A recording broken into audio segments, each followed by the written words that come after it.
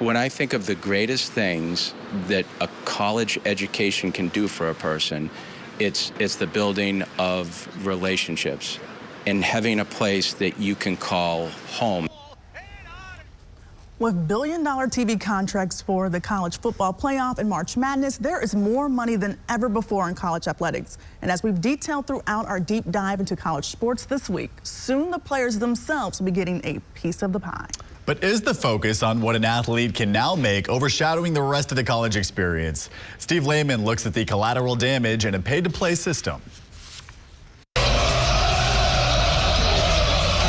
College sports are changing. Athletes are getting more now, but are they getting the same long-lasting benefits that have defined the student-athlete experience for decades? There are so many more things, dynamics in the system now, like NIO and the ability to transfer unlimited times. And I think it's just harder to think about things in terms of transactional. We pride ourselves on being transformational. Candace Story-Lee was a four-year letter winner and SEC honor roll student at Vanderbilt, helping the Commodores win the 2002 SEC tournament. Upon graduation, she worked her way up the ranks to become athletic director. She believes new rules allowing players to make money and transfer as many times as they want have taken the focus off being a student athlete. I don't really care how smart you are. If you go to a bunch of different schools, it's going to be hard for you to graduate. The NCAA has championed a steady rise in graduation rates to a record 91% in 2023.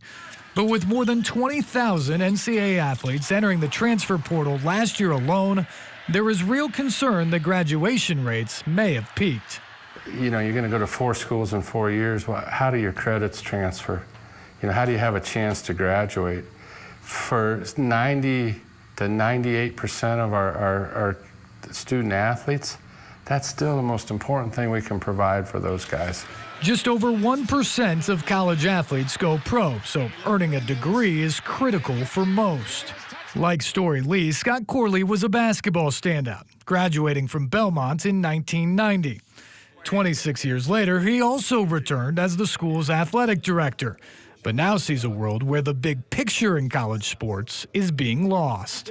I understand what the student athlete, how they have to look at it, because you have a limited window to monetize or monopolize on your athletic abilities, but I do think they're going to be missing out on a lot of things that I've been fortunate to appreciate and have friends for life and those types of things that was really the bedrock of my college experience. Then there's that old student athlete side of me that says, oh man, and then what about, like, you know, one of the best things is after you graduate and you go back for homecoming and you see your friends and everyone reminisces. And I'm like, well, if you go to 5 institutions, whose homecoming do you go to? Vanderbilt on top of the college baseball world again. It's the loss of those relationships that has two-time national championship Vanderbilt baseball coach Tim Corbin most concerned. Over 22 years, he's built a program based on family, giving hundreds of players a place to proudly call home. I came into college athletics with a feeling of building a culture, building a program where the environment, people in place are very special to the kid, to the point where they want to come back. I mean, there's a reason why I have a professional locker room here. It's because I wanted those guys to come back. I think there's less and less of that all the time. Not at Vanderbilt yet, and hopefully never is that the case at Vanderbilt, but I know that's the case nationally. And the impact goes beyond just an athlete's days on campus, and it goes beyond just NCAA sports as well. Consider the Olympic Games going on right now. More than 1,200 participants are incoming, current, or former NCAA athletes. 385 of them on the U.S. team alone. That's 65% of Team USA and makes up 14 complete rosters in the various sports. In total, NCAA athletes have won 190 medals so far and are a huge reason the Americans have had success in the medal count.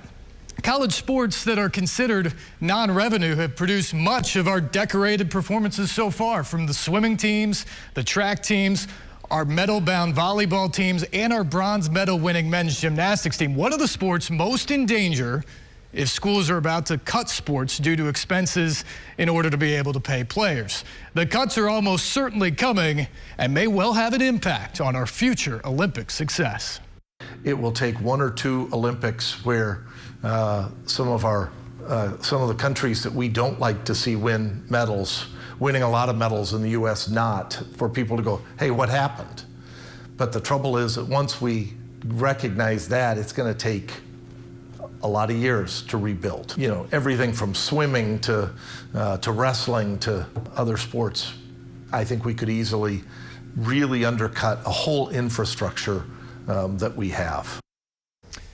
And just to further underscore the point of how important the NCAA training ground is for Olympians, if they were countries, the ACC and SEC would rank 3rd and 4th on the medal count today, right after the U.S. and China and ahead of France. The potential impact on our Olympic team is just one example of the collateral damage that people aren't really talking about in the changes of college athletics, but it obviously is a very large scope. Yeah, like I just became a fan of like college basketball in 2020, and you get so used to the, you know, these athletes, and then they switch teams because, you know, these trade portals, and you're like, I don't know if I could root for this person anymore. Like they just, you know, again, it goes back to that college experience of just jumping from school to schools because of the revenues. Right. As fans, it's hard to. When you think about it, so many people went to schools or grew up cheering for schools. It becomes passed down through the family, and you, for a long time, got used to liking players for 4 and 5 years. That just simply doesn't happen anymore. Absolutely. Now you need a roster when you go. Absolutely, yeah. Man, a lot to take in. It's also just one of those things, I think, two sides. You get where these athletes are coming from when you look at how much money these schools are making and how much money that these athletes are making for the school and then wanting a piece of the pie. Yep, no question about it. You've got to find a way to pay the athletes, but you also have to find a way to balance everything and keep these other opportunities in check. All right, it's been a fun series. Steve, thank you.